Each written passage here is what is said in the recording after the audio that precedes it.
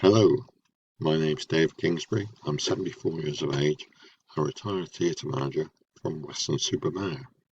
For the last 16 years, I've been a TV and film extra and played roles ranging from many patients in Casualty to being Richard Wilson's body double in BBC TV's Merlin.